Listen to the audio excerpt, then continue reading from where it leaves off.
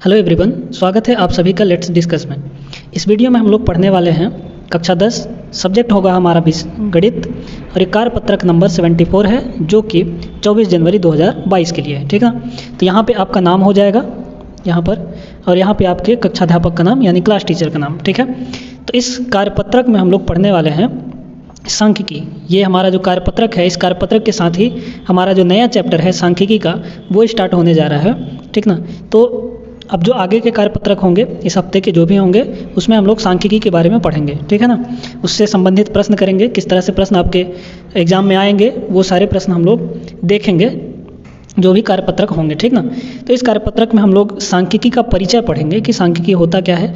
एक आप लोग तो पढ़े ही होंगे कि सांख्यिकी क्या होता है, लेकिन एक इस कार्यपत्रक के माध्यम से एक ओवरव्यू जो होता है कि सांख्यिकी क्या होता है, उसके जो सूत्र होते हैं वो क्या होते हैं और जो उसके टर्म्स हैं वो, ये सारी चीज़ें हम लोग इस कार्यपत्रक में डिस्कस करेंगे। ठीक ना, तो देखिए सबसे पहले समझते हैं कि सांख्यिकी क्या होता है।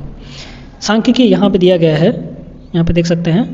सांख्यिकी गणित की एक शाखा है जो आंकड़ों का संग्रह, विश्लेषण, व्याख्या और प्रस्तुति करती है। ठीक है, गणित की एक शाखा है, यानी सांख्यिकी गणित की वह शाखा है जो आंकड़ों का संग्रह, विश्लेषण, व्याख्या और प्रस्तुति करती है। ठीक है ना, इतना समझ गए। अब आंकड़े क्या होते हैं? आंकड़ों का मतलब होता है सूचना, आंकड़ों का इकट्ठा करना यानी आंकड़ों का संग्रह कहलाता है। इसको एक उदाहरण के तौर पर समझिए, जैसे कि आपके क्लास टीचर ने आपको बोला कि ऐसे 10 बच्चों का नाम कलेक्ट करो, यानी उनका नाम लिखो जो कि पिछला जो कक्षा था उसमें उन्होंने 75 प्लस मार्क्स पाए थे। ठीक है, 75% से अधिक नंबर लाए थे, उन बच्चों का नाम लिखो। यानी वो क्या हो गया, एक तरह से सूचना हो गया। उस सूचना को हमने कलेक्ट किया, कलेक्ट करने के बाद अपने नोटबुक में लिख लिया, यानी वो क्या हो गए, एक आंकड़े हो गए। उन आंकड़ों का हम क्या किए, संग्रह कर लिए, एक जगह इकट्ठा कर लिए।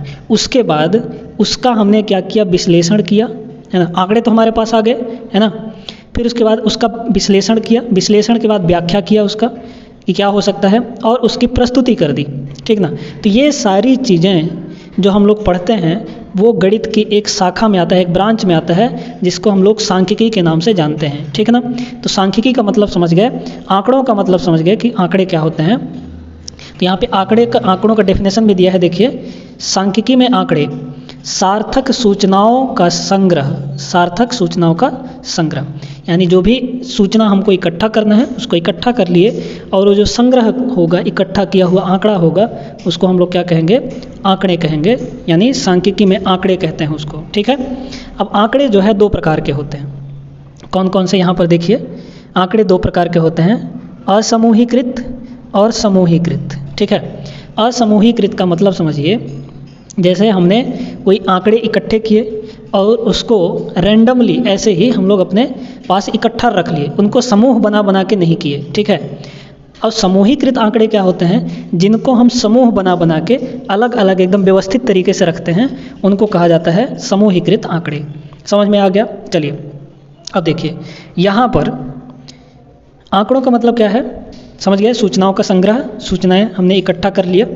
अब उन आंकड़ों में से हम क्या क्या निकाल सकते हैं, है ना, उनका विश्लेषण कैसे कर सकते हैं, उनकी व्याख्या किस तरीके से कर सकते हैं। ठीक ना, तो यहाँ पर देख सकते हैं दिया है केंद्रीय प्रवृत्ति की माप। इसका अर्थ है वितरण का केंद्र और स्थान। जो भी हमने वितरण किया है उन आंकड़ों का, उसके लिए केंद्रीय प्रवृत्ति की सबसे सामान्य मापें क्या क्या होती हैं, माध्य, माध्यक और बहुलक। ठीक है, ये तीनों चीज़ें किसी आंकड़े के लिए हम लोग निकालते हैं, पता करते हैं कि उसका माध्य क्या होगा, माध्यक क्या होगा, माध्यक को मध्यिका भी कहते हैं, और बहुलक क्या होगा। तो जो भी हमने आंकड़े इकट्ठे किए हैं उसके लिए ये तीनों चीज़ें हम लोग फाइंड करते हैं, यानी निकालते हैं, पता लगाते हैं कि ये तीनों चीज़ें क्या क्या होंगी। ठीक है, अब आगे चलते हैं। देखिए यहाँ पर परिसर, है ना। परिसर क्या होता है, यहाँ पर दिया है ना परिसर। तो परिसर समझिए, जैसे हमने आंकड़े इकट्ठे किए, है ना। मान लीजिए 10 बच्चों का हमने अपने क्लास से उठाया और 10 बच्चों के गणित में, मैथमेटिक्स में मार्क्स लिखे कि कितने कितने अंक पाए हैं। ठीक है, तो 10 बच्चों के पहले नाम लिख दिए, उनके आगे उनके मैथमेटिक्स में नंबर लिख दिए कि इतने, ये बच्चा इतना नंबर पाया, ये स्टूडेंट इतना नंबर पाया। तो 10 हो गए आंकड़े हमारे, है ना, 10 का कलेक्ट कर लिया हमने। अब उसमें से जो सबसे ज़्यादा अंक पाया होगा ना, ऐसा सब तो बराबर नहीं पाएंगे, सब अलग अलग होंगे या फिर कोई बराबर भी हो सकता है। तो जो सबसे ज़्यादा अंक पाया होगा, मान लीजिए सबसे ज़्यादा 100 में से 80 अंक है, ठीक है, 80 अंक, सबसे ज़्यादा अंक कितना है, 80 अंक, ठीक ना। और सबसे कम अंक है मान लीजिए 50, ठीक है। सबसे ज़्यादा नंबर कितना मिला है, 80 मिला है, और सबसे कम अंक मिला है 50। अब इन्हीं दोनों को हम माइनस कर दें, तो जैसे ही माइनस करते हैं क्या निकल आता है, हमारा परिसर निकल आता है। यहाँ पे देख लीजिए, ये हो जाएगा हमारा परिसर, ठीक है। तो जो भी हमने आंकड़े इकट्ठे किए हैं उनमें अधिकतम आंकड़ा और न्यूनतम आंकड़ा घटा देंगे हम, तो क्या निकल आएगा, परिसर निकल आएगा, ठीक है। इतना समझ गए। अब देखिए वर्ग माप क्या होता है। क्या होता है कि जब हमारे पास अधिक आंकड़े होते हैं ना, तो हम उनको अलग अलग नहीं लिख सकते हैं, एक वर्ग बना लेते हैं, अंतराल बना लेते हैं। मतलब जैसे मान लीजिए हमारे पास 100 बच्चे हैं, 100 स्टूडेंट के मैथ के नंबर लिख लिए हमने, ठीक है।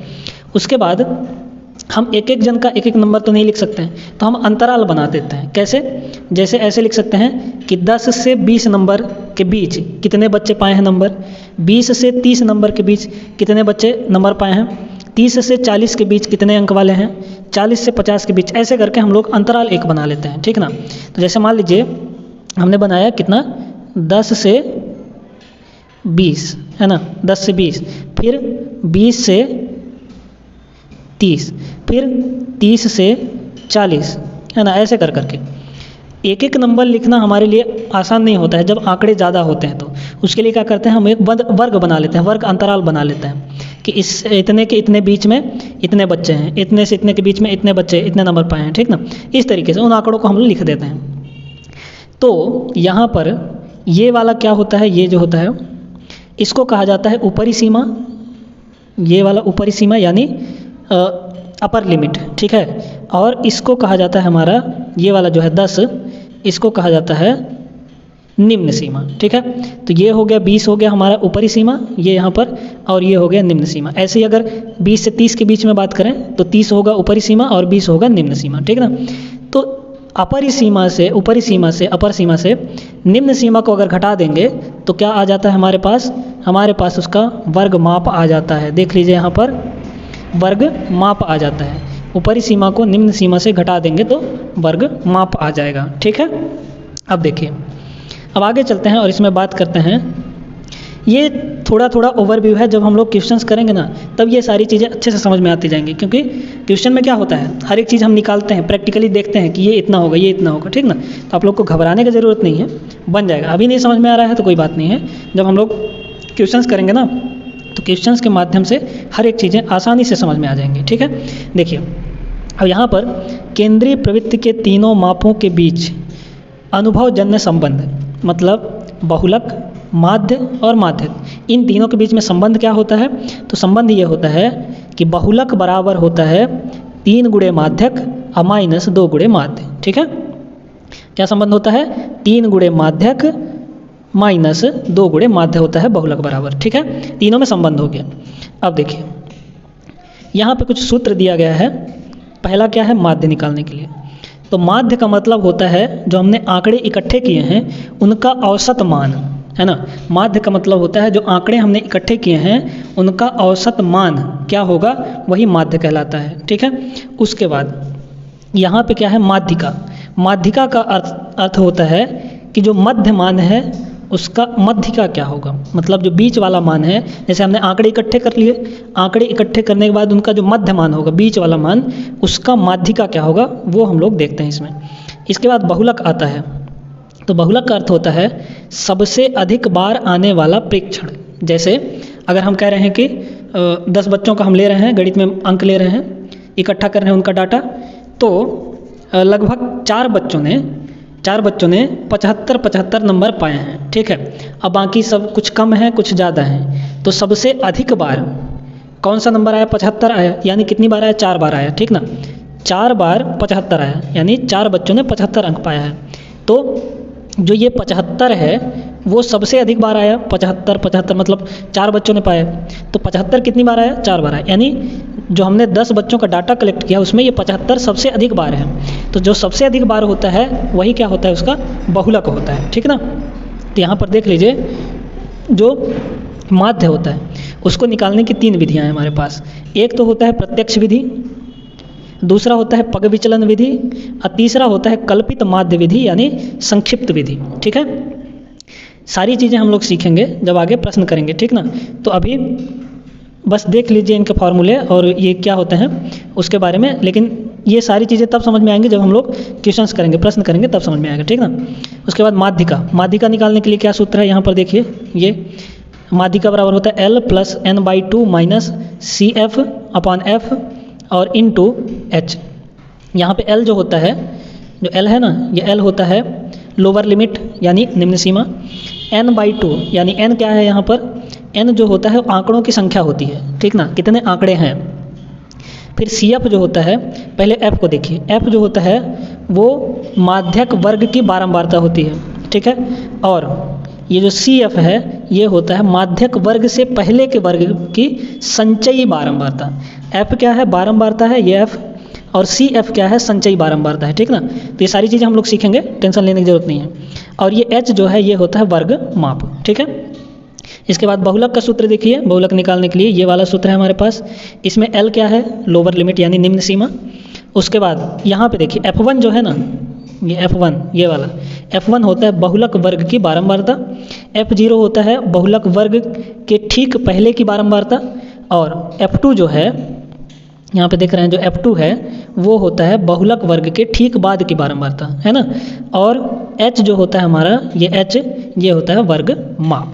चलिए, तो ये तीनों सूत्र आप लोग देख लीजिए, जब प्रश्न करेंगे तब इनको ठीक से समझेंगे कि इसमें जो उपयोग किए गए हैं ये सारी चीज़ें H, F1, F0 ये क्या होते हैं, इन सबको समझ लेंगे, ठीक ना।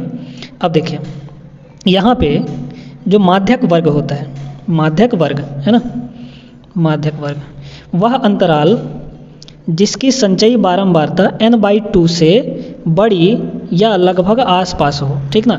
n बराबर क्या है, जितने आंकड़े होंगे, है ना। तो n/2 से बड़ी या फिर उसके आसपास हो तो उसको हम लोग क्या कहते हैं, माध्यक वर्ग कहते हैं, ठीक है। बहुलक वर्ग क्या होता है, वह अंतराल, बहुलक वर्ग क्या होता है, वह अंतराल जिसकी बारंबारता सबसे अधिक होती है। क्या होती है, सबसे अधिक होती है, वो बहुलक वर्ग होता है, ठीक है।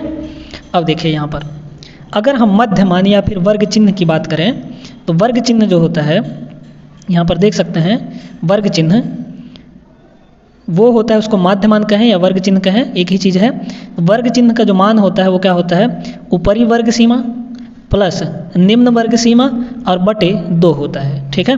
जैसे हम बताए थे ना कि अगर हम 10 से 20 के बीच में ले रहे हैं तो ऊपरी वर्ग सीमा ये 20 हुआ और निम्न वर्ग सीमा 10 हुआ, तब 20 और 10 को जोड़ के और बटे 2 कर देंगे तो कितना आएगा, 20 10 30 और बटा 2 15 हो जाएगा। तो 15 इसका जो भी इस अंतराल का वो होगा वो 15 क्या हो जाएगा, हमारा हो जाएगा मध्यमान यानी वर्ग चिन्ह हो जाएगा, ठीक है। चलिए अब इतना हम लोग समझ गए हैं, तो अब यहाँ जो प्रश्न दिए गए हैं खाली स्थान इनको हम लोग हल करते हैं। पहला क्या दिया है, वर्ग चिन्ह, ठीक है। तो वर्ग चिन्ह बराबर क्या होता है, यहाँ पे देख सकते हैं वर्ग चिन्ह बराबर 1/2, ये 1/2 लिखा है, 1/2 लिख दिया हमने। यहाँ पे क्या होगा, ऊपरी वर्ग सीमा और यहाँ पे होगा निम्न वर्ग सीमा, ठीक है। इस सूत्र को देख सकते हैं, यहाँ पे जो दिया गया है ना ये टोटल उसी को यहाँ पे उठा के रख देना, यानी ऊपरी वर्ग सीमा और धन लगा ही है, यहाँ पे हो जाएगा निम्न वर्ग सीमा, ठीक है ना। तो पहला खाली स्थान हो गया। इसके बाद दूसरे में देखिए यहाँ पर वह अंतराल जिसकी बारंबारता सबसे अधिक हो, तो वह वर्ग अंतराल जिसका बारंबारता सबसे अधिक हो तो उसको क्या कहते हैं, बहुलक वर्ग कहते हैं। यहाँ पे दिया भी गया है, ठीक ना। यहाँ पे देखिए बहुलक वर्ग, वह अंतराल जिसकी बारंबारता सबसे अधिक हो क्या कहलाता है, बहुलक वर्ग कहलाता है। तो यहाँ पे हो जाएगा दूसरे नंबर का खाली स्थान बहुलक वर्ग, ठीक है। अब देखिए तीसरा नंबर है, तीसरे में क्या दिया गया है, दिए गए आंकड़ों, ये आंकड़े दिए गए हैं हमारे पास इकट्ठा किए गए हैं का परिसर क्या होगा। अब परिसर हमने बताया था, यहाँ पे देखिए कि अधिकतम आंकड़ा में से निम्नतम आंकड़ा हम घटा दें तो क्या आ जाता है, परिसर आ जाता है। यहाँ पे देखिए ये दिया है ना सूत्र, परिसर बराबर होता है अधिकतम आंकड़ा माइनस न्यूनतम आंकड़ा, ठीक ना। तो अब इसमें हम लोग को अधिकतम आंकड़ा खोजना है, तो अधिकतम आंकड़ा देख लीजिए, हमको तो यही दिख रहा है 255 अधिकतम, है ना। और न्यूनतम कितना दिख रहा है, न्यूनतम शायद दिख रहा है 103, तो ये न्यूनतम हो जाएगा। ठीक है, इन सब में अधिकतम खोजना है और न्यूनतम खोजना है। तो 255 में से 103 घटा देंगे, है ना, कितना घटा देंगे, 255 में से 103 घटा देंगे तो हमारा परिसर आ जाएगा, यानी 255 और माइनस कितना कर दिए 103। ठीक है, तो आप लोग घटा लीजिए कितना आ जाएगा, ये समथिंग आ जाएगा आपका 2, यहाँ पे 2 और हो जाएगा आपका, ये हो जाएगा 255 155 हो जाएगा, 100 देखिए 200 है ना, 255 में से हम कितना कर रहे हैं 103 घटा दे रहे हैं, तो ये हो जाएगा 5, है ना, फिर उसके बाद 5 और 2 में से 1 गया 1, ये सॉरी यहाँ पे 2 होगा, ठीक ना, 2 5 1 152 आ जाएगा। तो तीसरे का आंसर कितना हुआ 152। ठीक है, अब चौथा नंबर देखिए, चौथे नंबर में है केंद्रीय प्रवृत्ति के तीनों मापों के बीच अनुभवजन यानी एम्पिरिकल संबंध। संबंध क्या होता है बताए थे, बहुलक बराबर होता है, यहाँ पे देख लीजिए, यहाँ पे सूत्र दिया है संबंध तीनों में, ये चीज़ है ना, बहुलक बराबर 3 गुणे माध्यक माइनस 2 गुणे माध्य होता है। तो चौथे का आंसर क्या हो जाएगा, बहुलक बराबर 3 गुणे माध्यक माइनस 2 गुणे माध्य। ठीक ना, चलिए पाँचवा नंबर, ऊपरी सीमा और निम्न सीमा के अंतर को देखिए। अब यहाँ पे ऊपरी सीमा जो होती है और निम्न सीमा, उसके अंतर को, मतलब ऊपरी सीमा में से निम्न सीमा को घटा दें तो क्या होता है, हमारा वर्गमाप निकल आता है। यहाँ पे देख सकते हैं वर्गमाप बराबर ऊपरी सीमा माइनस निम्न सीमा। ठीक है, तो पाँचवा का हो जाएगा ऊपरी सीमा माइनस निम्न सीमा यानी वर्गमाप। ठीक है, पाँचवें में वर्गमाप होगा। छठवां क्या है, प्रथम 5 अभाज्य संख्याओं का माध्य। अब प्रथम 5 अभाज्य संख्याएं कौन कौन सी होती हैं, है ना, अभाज्य संख्याएं कौन कौन सी होती हैं। तो प्रथम 5 अभाज्य संख्याएं होती हैं 2 3 5, यहाँ पे 2 3 5 7 और 11। ठीक है, ये प्रथम 5 अभाज्य संख्याओं का मतलब होता है जो किसी से नहीं कटता। ठीक है, इन पांचों का माध्य कितना होगा, तो माध्य के लिए क्या करते हैं, जितने भी हैं सबको जोड़ देते हैं, तो इनको सबको जोड़ दिए और जोड़ने के बाद बटे जितने हैं उतने का भाग देते हैं। मतलब यहाँ पे 5 संख्या है ना, 1 2 3 और 4 और 5। ठीक है, 5 संख्या है तो हम लोग 5 का भाग दे देंगे। अब इनको जोड़ दीजिए, तो 2 3 5 5 10 10 10 7 17 और 17 1 18 10 28। ठीक है, तो 28 हो गया ये, और बटे कर देंगे 5, तो 5 से भाग दे देंगे। ठीक है, तो ये आ जाएगा 5.6 आपका 6 आ जाएगा। ठीक है, तो 5.6 क्या आएगा, माध्य आ जाएगा। प्रथम 5 अभाज्य संख्याओं का माध्य कितना हो जाएगा, 5.6 हो जाएगा यहाँ पर। ठीक है, चलिए, तो ये वर्कशीट हमारा कंप्लीट हो गया। हमने इसको अच्छे से पढ़ लिया और समझ लिया कि क्या क्या सारी चीज़ें होती हैं। जो सांख्यिकी है उसमें जो सभी संबंधित टर्म्स हैं वो हमने देख लिए। एक तरह से इसको कह सकते हैं कि जो सांख्यिकी का परिचय होता है वो हमने देख लिया। ठीक है, चलिए, तो हमारा कार्यपत्रक 74वां समाप्त हुआ, कंप्लीट हुआ, अच्छे से हमने कर लिया। मिलेंगे अगले वर्कशीट के साथ अगले वीडियो में। अगर आप लोग को वीडियो अच्छी लगी हो तो वीडियो को लाइक कर दीजिए, चैनल को सब्सक्राइब कर लीजिए अगर आप चैनल पर नए हैं तो। चलिए मिलते हैं नेक्स्ट वीडियो में, तब तक के लिए जय हिंद।